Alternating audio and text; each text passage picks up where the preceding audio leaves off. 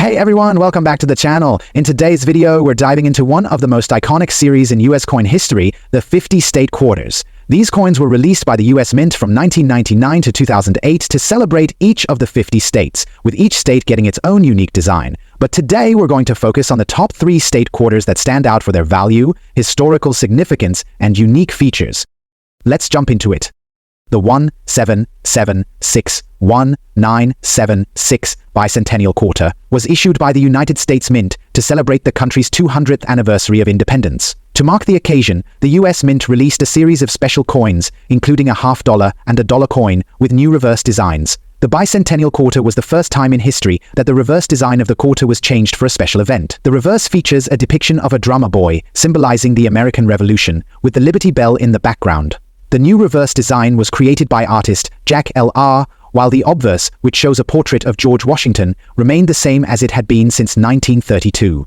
This design, created by John Flanagan, had been used on all quarters since then. The bicentennial quarter was the only year in which this reverse design was used, making it an important and unique piece of U.S. coinage history. The bicentennial quarter is made of the same composition as other regular quarters minted around this time, consisting of 94.67% copper and 8.33% nickel. The coin weighs 5.67 grams, has a diameter of 24.3 millimeters, and features a reeded edge.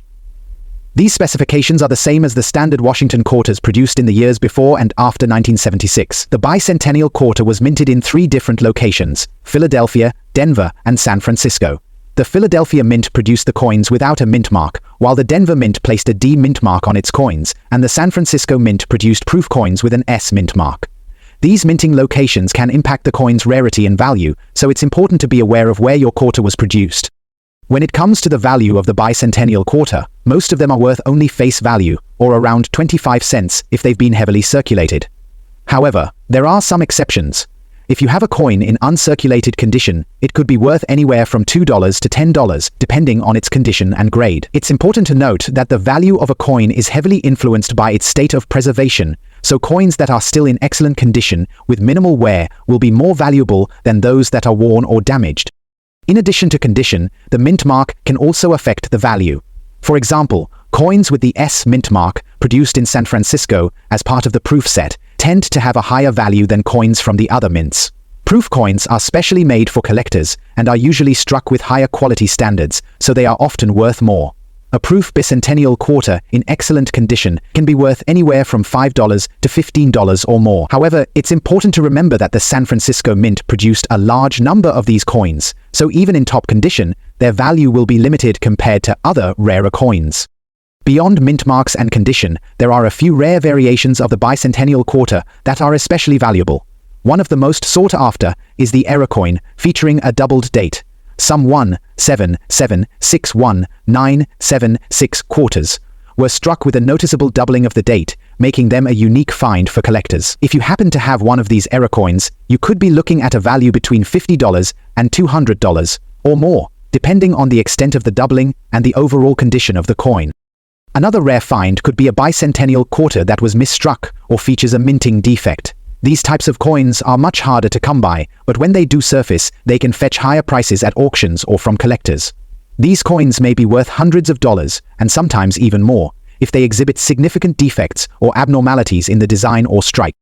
If you're interested in collecting bicentennial quarters, it's important to know how to preserve them properly. Keeping your coins in protective holders or cases can help prevent scratches, tarnish, and other damage that could affect their value. You should also avoid cleaning your coins, as this can lead to a loss in value. If you plan to invest in bicentennial quarters as part of a larger coin collection, it's essential to seek out coins that are in excellent condition, especially if you are interested in more valuable proof coins or error varieties. To sum it up, while the 1776196 bicentennial quarter might not be the rarest coin out there, it remains a significant piece of US history and a cherished collectible. Most of these quarters are worth face value or a little more, but those in exceptional condition or with rare minting errors can be worth much more. Whether you're just starting your collection or you're a seasoned coin enthusiast, this coin is a must-have, especially for anyone interested in commemorative US coins. Next, the 1999 Connecticut state quarter dollar coin is part of the 50 state quarters program, which the US Mint launched in 1999. The program's goal was to honor each of the 50 states by releasing 5 quarters per year, with each coin featuring a unique design representing that state. The Connecticut quarter was the fifth coin released in 1999, and its design celebrates Connecticut's rich history and significance. The reverse of the 1999 Connecticut quarter showcases the state's role in the founding of the nation. It features a design inspired by the charter oak, a historic symbol of Connecticut's independence. The design depicts an oak tree, with its branches extending outwards and the image of a colonial-style scene in the background. The charter oak was the location where the colony of Connecticut famously hid its royal charter in 1687 to protect it from British authorities, and it became a symbol of the state's independence. Around the oak tree you'll find the inscriptions Connecticut, the Constitution State, and the year 1999. The obverse of the Connecticut quarter features the same design as all U.S. quarters, showing a portrait of George Washington, which was designed by John Flanagan and has been used on the quarter since 1932. When it comes to the coin's specifications, the 1999 Connecticut quarter is made of the standard composition for U.S. quarters, 91.67% copper and 8.33% nickel. The coin weighs 5.67 grams, has a diameter of 24.3 millimeters, and features a reeded edge. Like other state quarters, the Connecticut coin was minted at the Philadelphia, Denver, and San Francisco mints, with each mint adding a distinctive mint mark to the coin. As for its value, the 1999 Connecticut quarter is generally worth face value, or 25 cents, if it has been heavily circulated. However, the coin's value can increase if it's in excellent condition, particularly for coins that have been graded as uncirculated. Uncirculated coins, or those with higher grades, can be worth anywhere from $1 to $5, depending on their condition and whether they are part of a proof set. Proof coins, which were minted at the San Francisco Mint for collectors, are typically worth more due to their higher quality and limited mintage. There are also error coins that collectors look for, including coins with misprints or other abnormalities that can raise their value. However, these errors are rare, and unless you happen to find one, most 1999 Connecticut quarters will not carry much more than their face value. In conclusion, the 1999 Connecticut State Quarter is a great addition to any collection, both for its historical significance and as part of the highly popular 50 State Quarters program. While the coin is generally worth face value, certain high-quality or proof versions may carry a higher price, and error coins can be a valuable find for collectors. If you come across one of these quarters, make sure to check its condition and mint mark, as these factors can affect its value and collectability. Next, the 1986 Washington Quarter is a part of the regular circulation series and holds a standard value for most coins from this era. The design on the obverse of the 1986 quarter, like all Washington quarters minted since 1932, features a portrait of George Washington, designed by John Flanagan.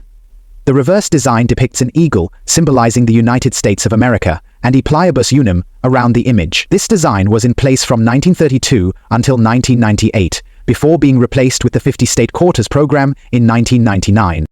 The 1986 quarter is made of the typical composition for U.S. quarters from that era, consisting of 90.67% copper and 8.33% nickel, and it weighs 5.67 grams and has a diameter of 24.3 millimeters with a reeded edge. In terms of value, the 1986 Washington Quarter is worth face value under 25 cents if it is heavily circulated. Most coins from this time period are found in average circulated condition and will not carry any premium over their face value. However, if the coin is in uncirculated condition, it may have a slightly higher value. An uncirculated 1986 Washington Quarter could range in value from $1 to $3, depending on its grade. Proof versions of the 1986 Quarter, which were minted for collectors, are generally more valuable than regular circulation coins. Proof coins are made with higher quality standards, and they are usually struck with more care, resulting in sharper details and a glossy mirror-like finish. A proof 1986 quarter can be worth anywhere from $5 to $10, or even more, depending on its condition and whether it's part of a proof set. For collectors, the key factors that influence the value of the 1986 Washington Quarter are its condition and whether it is a proof coin or an uncirculated specimen. Most 1986 quarters, unless in excellent condition or part of a collector's set, are not particularly rare, so they typically won't command significant premiums. However, higher-grade examples, such as those with sharp details and minimal wear, are always more desirable for serious collectors. In conclusion, unless you have a proof version or a well-preserved uncirculated coin, the 1986 Washington Quarter will likely only be worth face value. However, for collectors, this coin is still a valuable part of the larger Washington Quarter series, and it can become an interesting piece in a more extensive coin collection.